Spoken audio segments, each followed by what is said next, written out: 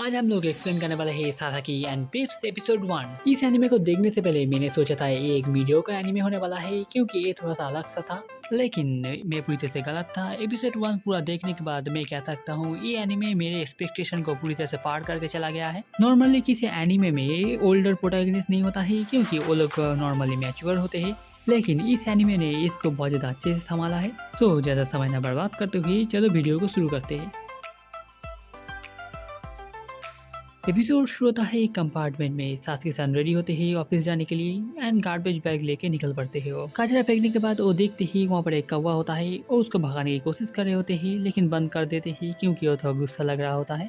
इसके बाद कोई गुड मॉर्निंग कहती है। वो असल में सासाकी-सान की नेबर होती है एंड वो अब स्कूल जा रही है। इसके बाद वो भी गुड मॉर्निंग कहती है एंड वो चली जाती है। इसके बाद वो पीछे देखते ही वो वाला कौवा कचरा फैला रहा है, लेकिन उनके कुछ कहने से पहले ही वो भी चला जाता है। सब कुछ अपने रास्ते चले गए हैं, ये देखकर वो भी अपने रास्ते जाने लगते हैं। इसके बाद हम लोग ऑफिस में देखते ही सासाकी-सान काम कर रहे होते हैं एंड उनका एक जूनियर आता है मदद मांगने के लिए। सासाकी-सान असल में उनके डिपार्टमेंट के हेड है। थोड़ी देर पेपर देखने के बाद वो जूनियर को बताते ही वहाँ पर और भी थोड़ा एक्सप्लेनेशन होना चाहिए। मदद के लिए वो शुक्रिया कहता है, लेकिन वो अभी भी पूरी तरह से समझ नहीं पाता उसे क्या क्या करना चाहिए। एक्चुअली तुम क्या कहते हो अगर तुम्हारे लिए मैं ये वाला संभाल लूं? सच में तुम तब तक दूसरी चीजों में काम कर सकते हो। वो बात कहते हैं ना, उसे वो काम करना चाहिए जिसमें वो अच्छा हो। सासाकी-सान आप बहुत ज्यादा समझदार हो, आपका शुक्रिया। ठीक है। इसके बाद उन लोगों का ध्यान पीछे जाता है। दो लड़कियां बहुत जोर से बात कर रही होती है। वो लोग बिल्लियों के बारे में बात कर रही होती है जो उन लोग कितना क्यूट है। उनमें से एक के पास बिल्ली होती है, ये सुनकर दूसरे वाली थोड़ा जेलस होती है क्योंकि उनके पास नहीं है, इसलिए वो अपने कैट का वीडियो दूसरे वाली के पास भेजती है। वो लड़की इस बिल्ली को बहुत ज्यादा क्यूट कहती है एंड सासाकी-सान अपने आप को रोक नहीं पाती एंड उस तरफ देखते है एंड बिल्ली को हाई करते हुए देखकर वो भी ब्लश कर रहे होते हैं। सेनपाई आपको क्या बिल्लियाँ पसंद है? वेल, लेकिन तुम कह सकते हो मैं उससे भी ज़्यादा एक डॉग पर्सन हूँ। इसके बाद सासाकी-सान को बॉस बुलाते हैं कुछ चीज़ों में बात करने के लिए। सासाकी-सान एक एवरेज कंपनी में काम करते हैं एंड उनका कमाई भी ज़्यादा खास नहीं है। ओवरटाइम करके भी उन्हें ज़्यादा कुछ खास नहीं मिलता है, इसलिए वो किसी तरह से अपना गुजारा करते हैं। वो एक महंगा वाला लंच लेना चाहते थे, लेकिन वो चीप वाला उठा के ले आते हैं एंड इसके बाद गार्डन में बैठकर कैट वीडियो देखकर वो खा रहे होते हैं। इससे पहले सासाकी-सान ने बहुत सारे कंपनी में ट्राई किया था, लेकिन वहाँ पर बात नहीं बनी, इसलिए यहाँ पर काम लगने के बाद उनका गुजारा हो जाता है एंड उन्हें छोड़ने के बारे में सोचा नहीं। आज का काम ऑलमोस्ट खत्म हो गया होता है, तब जूनियर आके सासाकी-सान को डिनर के लिए इनवाइट करता है, लेकिन वो मना कर देते हैं क्योंकि उनके पास ज़्यादा पैसे नहीं है आज। इसके बाद जूनियर कहता है जो एक ट्रीट है, लेकिन वो क्या क्या मना कर देते हैं जो इससे उन्हें बुरा लगेगा।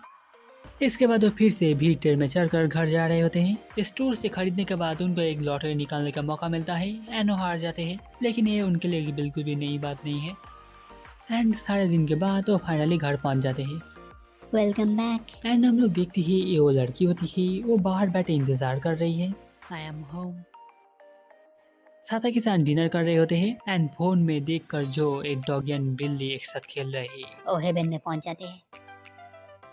अगले दिन वो अपने आप को रोक नहीं पाती एंड वो एक पेट शॉप में होते हैं।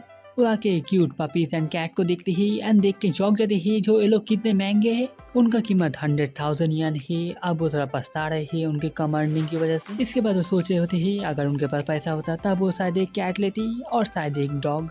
तभी वो एक अजीब सा आवाज़ सुनते हैं। वो आवाज़ को सुनकर शॉप के पीछे की तरफ जा रहे होते हैं एंड वो एक जावा स्पैरो को देखते हैं जो असल में कह रहा था मुझे ले लो। वो कितना ज़्यादा क्यूट है ये देख के सासाकी-सान में चौंक जाते हैं एंड एक और आखिरी हमले के बाद सासाकी-सान ढेर हो जाते हैं।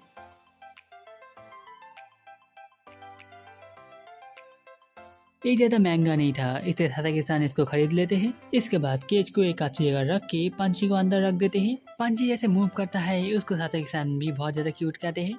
उनका 40वां बर्थडे जल्दी आने वाला है, ये सोचकर दो उस दिन वो अकेले नहीं होंगे। वो बहुत ज़्यादा खुश होते हैं आज उन्होंने खरीदा। थोड़े समय बाद सासाकी-सान को याद आता है उन्होंने अभी भी उसको नाम नहीं दिया है। वो उस पंछी के सामने जाके बैठते ही एंड उसको एक नाइस एंड क्यूट सा नाम देना चाहते हैं। मेरा नाम है पियर कार्लो, मैं रहने वाला हूँ एक दूसरी दुनिया का। वाह, ये ज़्यादा बात करता है। हाँ, उन लोगों ने कहा था इनमें से कुछ थोड़ा ज़्यादा बात करते हैं। इसके बाद वो फिर से सोचने लगते हैं क्या नाम देना चाहिए। मेरा नाम पियर कार्लो है। ये सच में बहुत ज़्यादा बात करता है। ऐसे तो वो अपने आप ही एक कूल नाम के साथ आ गया। नहीं, ये नहीं। मेरा नाम पियर कार्लो है। पियर कार्लो? हाँ, मैं दूसरी दुनिया से आया हूँ। देन तुम क्या कहते हो पिप्स के बारे में? एंड वो थोड़ा सा गुस्सा आता है, वो थोड़ा सा डरावना लग रहा है, लेकिन साथी-किसान को ओपी क्यूट लग रहा है। इसके बाद वो सोचे है वो कैसे पंची के साथ नॉर्मली बात कर रहे हैं। इसके बाद उन्हें याद आता है ओनर ने कहा था अगर वो पंची को सिखाए तब वो और भी बहुत कुछ कर सकता है। इसके बाद वो पीप से पूछते ही आज रात वो डिनर में क्या खाना चाहता है। मैं चाहता हूँ कोबे साताबेरिया मस्त। क्या? यामादा नाम का एक आदमी ने कहा था खाने के लिए ये बेस्ट है। वो थोड़ा सरप्राइज होते हैं जो एक पंची के साथ बात कर रहे हैं। एंड इसके बाद वो केज में दिए हुए खाने के बारे में पूछता है, लेकिन वो उसको पसंद नहीं है। लेकिन साथी-किसान थोड़ा माफी मांगते हैं क्योंकि वो मीट वो खरीद नहीं सकते ही, वो बहुत ज़्यादा महंगा है। ये बात है। माफ करना, लेकिन तुम्हें एक गरीब ऑफिस वर्कर ने खरीदा है। उनके घर में लो क्वालिटी मीट होते हैं जो वो देने की बात करते हैं। एंड पिप्स अगर तुम्हारे पास पैसे नहीं है तब कमा लो। वो समझ जाते ही पंची वो चीज़ नहीं खाना चाहता है। इसके बाद पिप्स अपना स्टोरी बताने लगता है वो कैसे इस दुनिया में आया एंड वो कैसे इस न्यू लाइफ में जी रहा है। इस समय में उसने बहुत कुछ के बारे में सोचा, उसे क्या फिर से वापस जाना चाहिए और उसे क्या करना चाहिए। एंड अगर वो वापस जा भी पाए तब वो क्या करेगा। आखिर में उसको आंसर मिल जाता है, वो अपनी ज़िंदगी जैसे चाहे बिताना चाहता है, एकदम फ्री। इसके बाद साथी-किसान सोचने लगते हैं इतना छोटा होने के बाद भी इसके बातों में दम है। सबके पास समय होता है, ये डिपेंड करता है कोई कैसे इस्तेमाल करता है। वो भी इससे थोड़ा रिलेट कर पा रहे होते हैं एंड थोड़ा सा सरप्राइज होते हैं ऐसा पर्सनैलिटी होने के बाद भी मुझे ले लो करके एक सब में चीख रहा था। इसके बाद पिप्स साथी से मदद मांगता है, अगर वो मदद करे इसके बदले में वो उसको अमीर बना देगा। साथी-किसान ज़्यादा सोचते नहीं है एंड बताते हैं अगर कोई छोटा सा क्यूट बर्ड ऐसा कहे तो मैं मना नहीं कर सकता। अच्छी बात है, इसका मतलब कॉन्ट्रैक्ट सील हो चुका है। इसके बाद एक मैजिक सर्कल सामने आ जाता है। ये देखिए साथी-किसान समझ नहीं पा रहे होते ही यहाँ पर क्या हो रहा है। पीछे असल में उसका थोड़ा सा पावर साथी-किसान में डाल रहा है एंड साथी-किसान अपने बॉडी में थोड़ा अजीब से फील कर रहे होते ही एंड आखिर में ये बोस इसके बारे में मुझे कुछ नहीं पता। सब कुछ अब नॉर्मल हो गया है, वो दोनों कनेक्ट हो गए हैं। इसके बाद पिप्स केज को ओपन कर देने को कहता है। साथी-किसान समझ नहीं पा रहे होते हैं यहाँ पर चल कर रहा है, लेकिन वो पिप्स को गुस्सा नहीं दिलाना चाहते हैं। वो उसके साथ अच्छे से रहना चाहते हैं एंड वो केज खोल देते हैं। पिप्स उनके शोल्डर में आके बैठता है, ये देख के वो बहुत ज़्यादा खुश होते हैं। इसके बाद पिप्स बताता है वो अपने छोटे बॉडी के साथ पावर इस्तेमाल नहीं कर सकता है क्योंकि वो बहुत ज़्यादा कमज़ोर है, इसलिए वो साथी-किसान के बॉडी से पावर इस्तेमाल करेगा। साथी-किसान मना कर रहे होते हैं लेकिन पिप्स नहीं सुनता एंड टेलीपोर्टेशन मैजिक एक्टिवेट कर देता है एंड वो दोनों पहुंच गए होते हैं एक दूसरी दुनिया पर। पिप्स रिइनकार्नेट होने से पहले इसी दुनिया में रहता था। इस शहर का नाम है बेलेटोरियम एंड एक किंगडम ऑफ हर्सकांग से।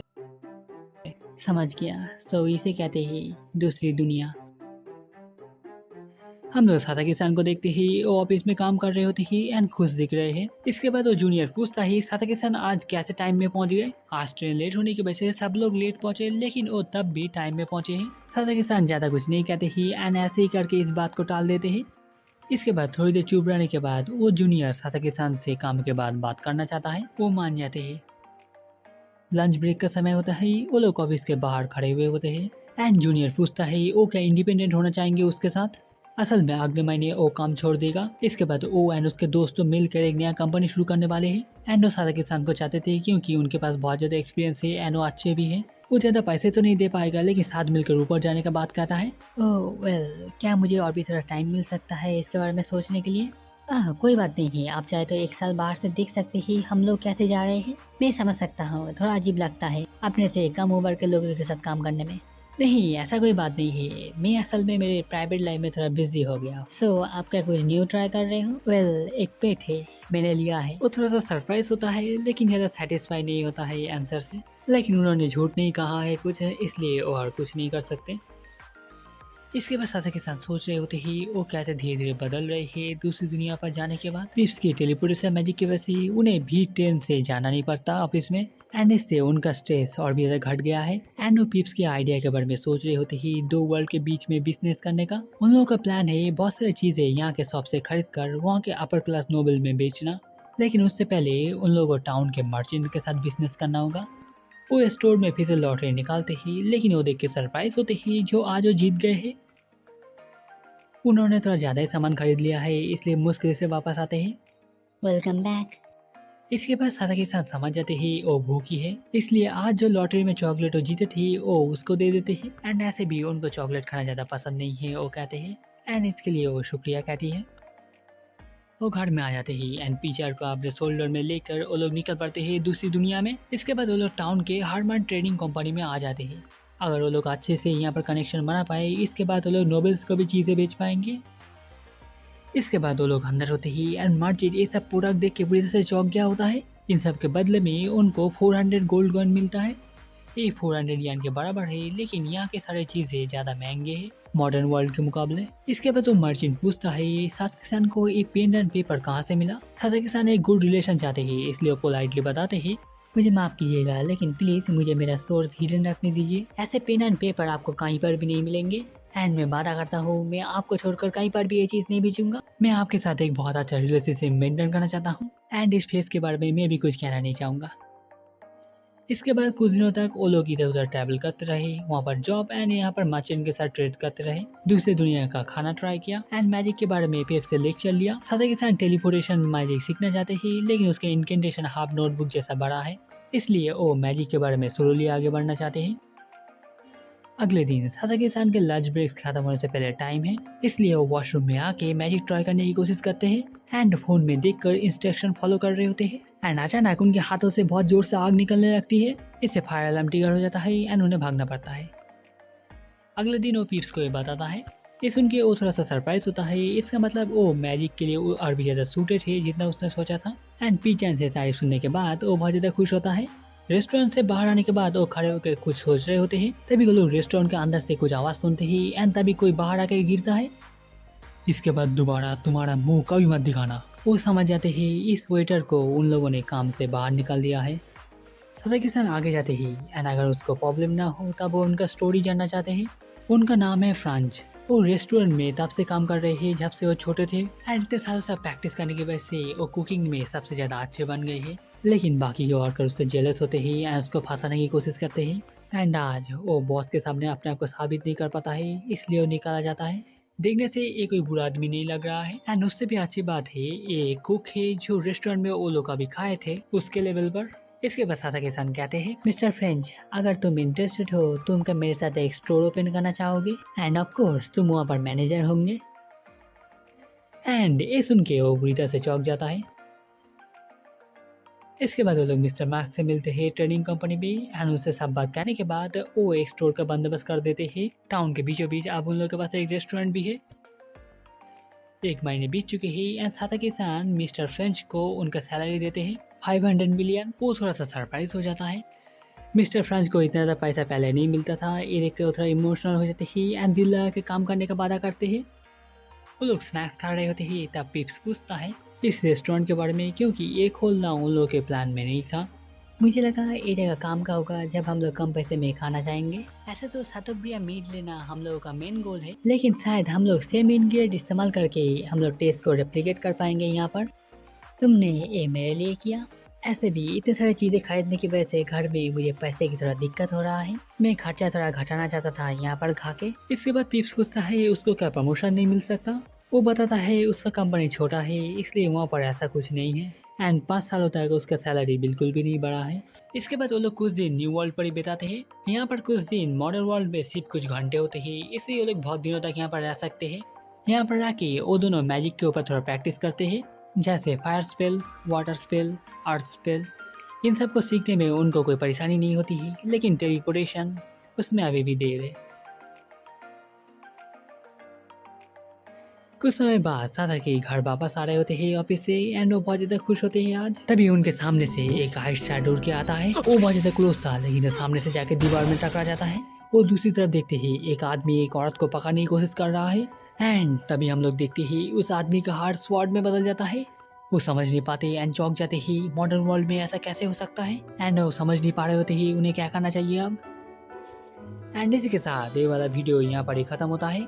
सास्के एंड पिप्स का एपिसोड 1 एक स्पेशल एपिसोड था जो 48 मिनट्स का था, लेकिन ये वीडियो का सिर्फ पार्ट 1 था जिसमें मैंने 20 मिनट तक एक्सप्लेन किया है। अगर आप लोगों को ये वीडियो अच्छा लगा कमेंट में बताइएगा, मैं जल्दी से जल्दी एपिसोड 1 का पार्ट 2 लेके आ जाऊँगा।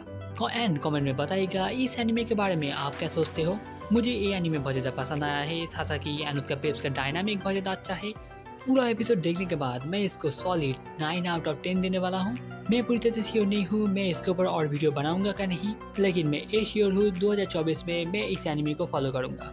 फिर से मिलेंगे किसी और एक वीडियो में, अभी के लिए बाय।